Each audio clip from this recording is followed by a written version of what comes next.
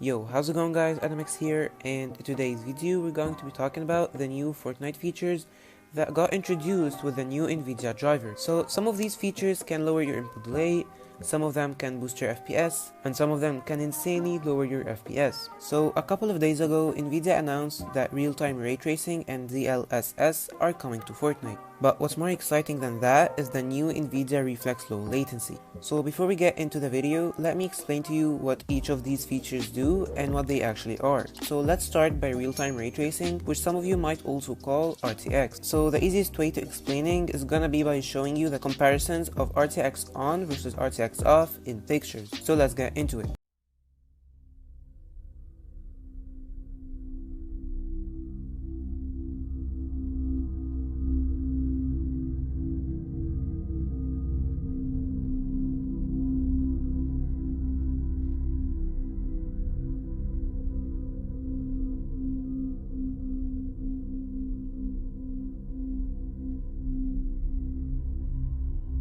Might be thinking like, wow, the game looks so much more beautiful with RTX on. Let me show you some FPS benchmarks of RTX on versus RTX off.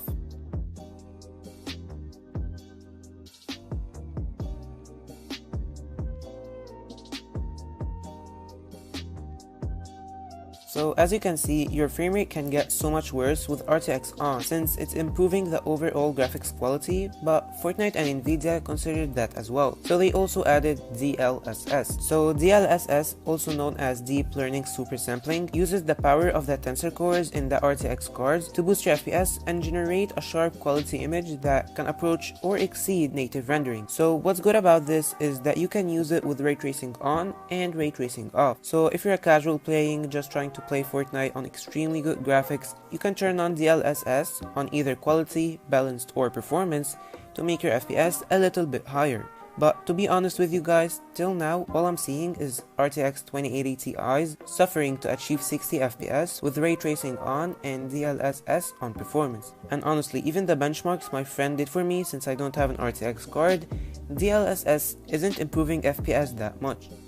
So as I'm editing this video right now, more tests have came out about DLSS in Fortnite, and it seems like it actually does not work how we all expected it to work. So at the moment, just turn off DLSS because all the tests and benchmarks that are coming out right now, that performance, quality, and balance, they all give less FPS than DLSS off. So I would recommend just turning it off.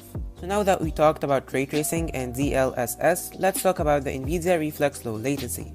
So NVIDIA claims that this feature can almost cut your system latency in half. So a few weeks ago, when NVIDIA announced Reflex Low Latency, they stated that it's mostly effective in GPU intensive scenarios. So I made a tweet about it because Fortnite isn't actually that GPU bound. Fortnite is a CPU bound game, and you'll always notice that it consumes much more of your CPU than your GPU.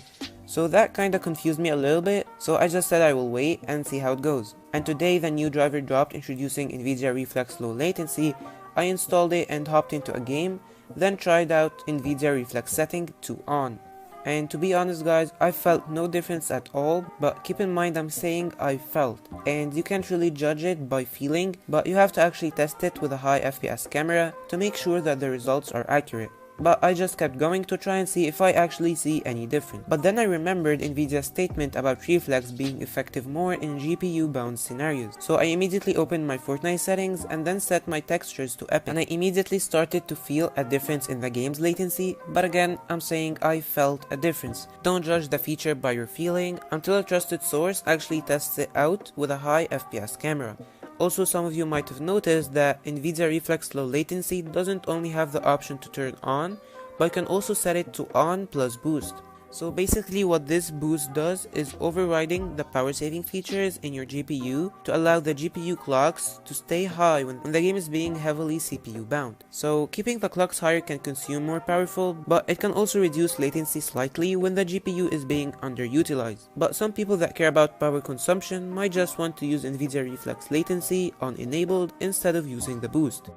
So now let's get into what we can conclude out of all of this. So for DLSS, you want to make sure to turn it off, and for NVIDIA Reflex Low Latency, I would honestly say test with it and see which option works best for you. And for ray tracing, it's honestly just personal preference, but I don't think any 20 series card will be able to run ray tracing like with stable FPS in Fortnite.